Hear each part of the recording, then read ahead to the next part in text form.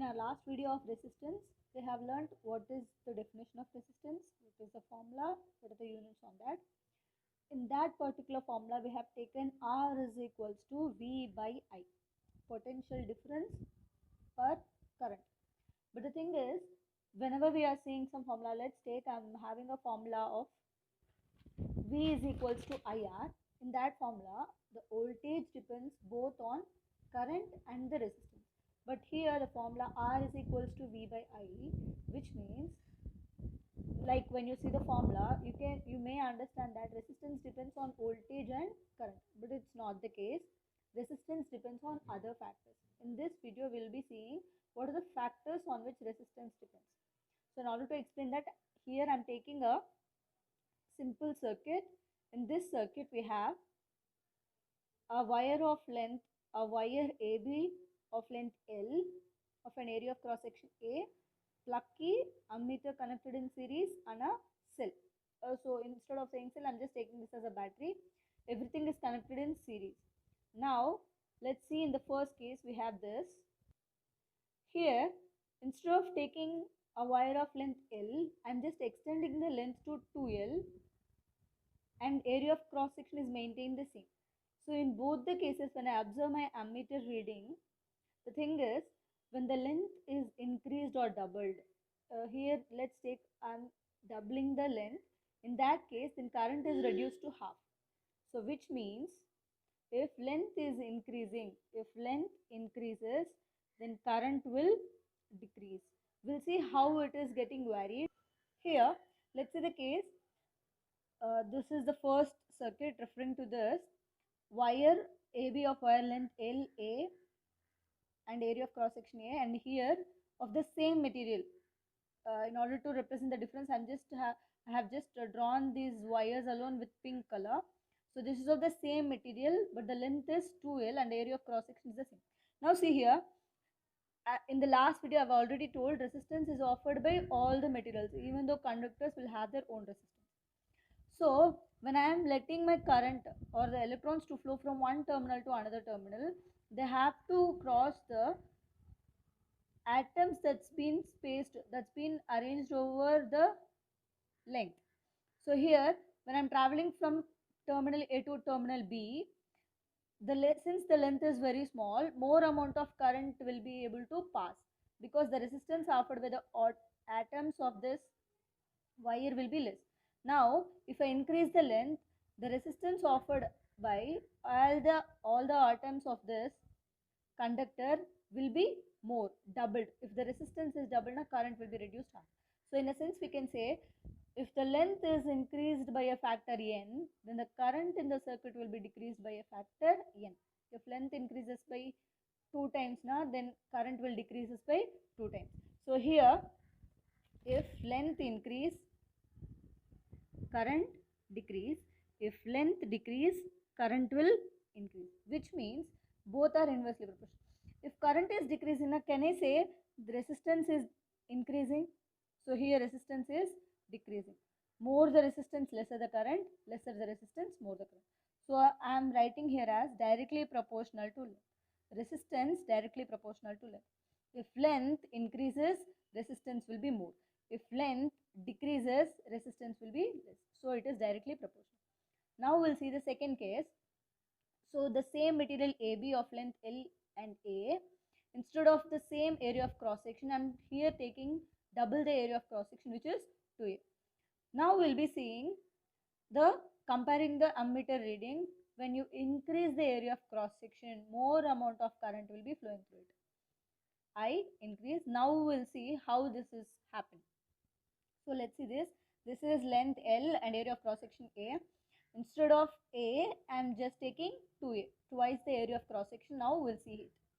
So when electrons are moving from one terminal to another terminal, in this case, the space for the electrons is less.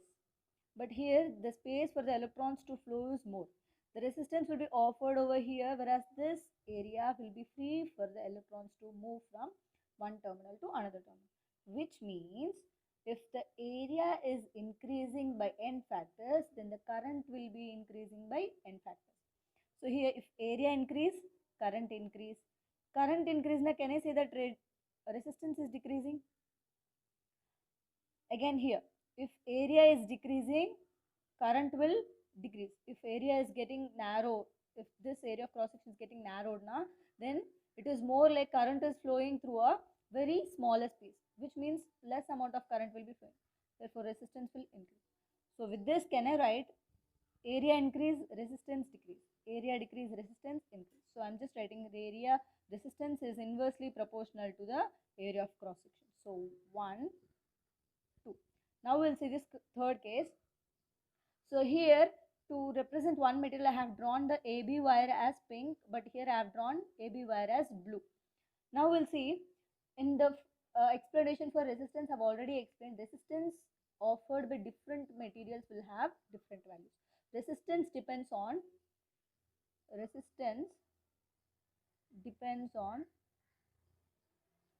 nature of material. So with this, combining the three factors we'll have.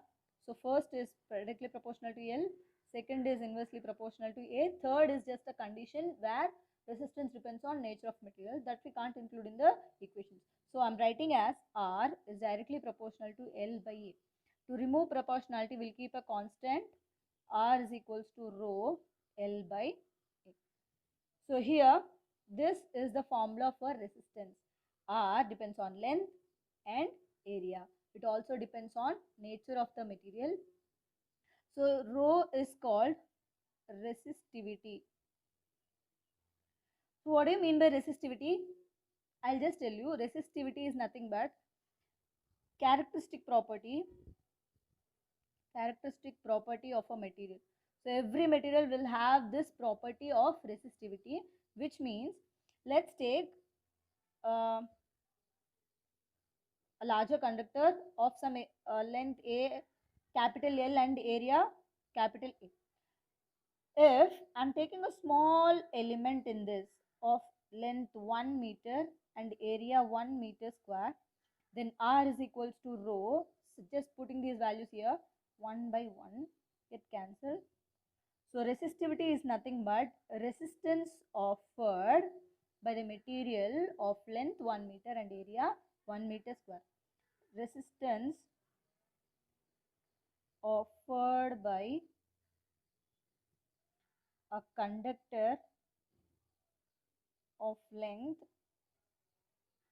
1 meter and area 1 meter square.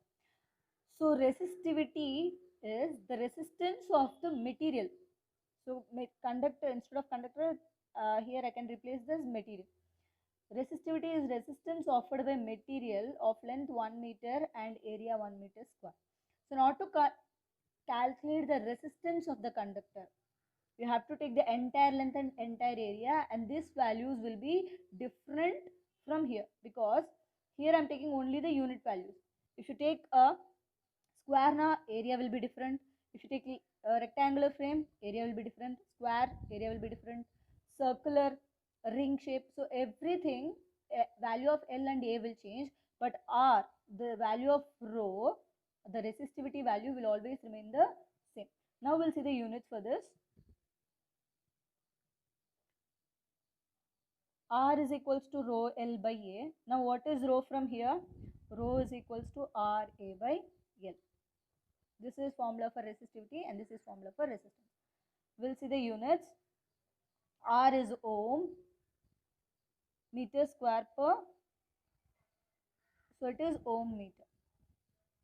Ohm meter is the unit for resistivity. And resistivity depends only on nature of material and temperature. Why are you not writing length and area? If you ask me that question, see, when you are calculating resistivity, you always end up with taking the length and area value as 1 and 1. So which means whatever the conductor that you are taking, the resistivity will always be the same as resistance of the material by which the conductor is made of. But when you take a resistance, it depends on length, area of cross section, nature of material,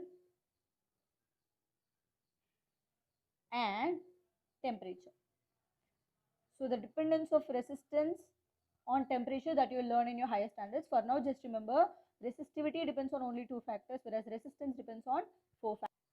And one more thing is, when you take the resistivity of an alloy, you know what alloys are made of, right? A mixture of materials is always greater than the individual resistivity of the materials that we have used for making the alloy. So because of this reason only we are taking alloys, wires made of alloys for electrical appliances, because they offer more resistance for because they can't be oxidized, they can't get oxidized at higher temperatures, they can get last longer for a long run of time. So here resistance, so in this video we have seen resistance and resistivity, the factors on which resistance depends on, and resistivity, the formula, the derivation, units, and the factors on which it depends on. Thank you.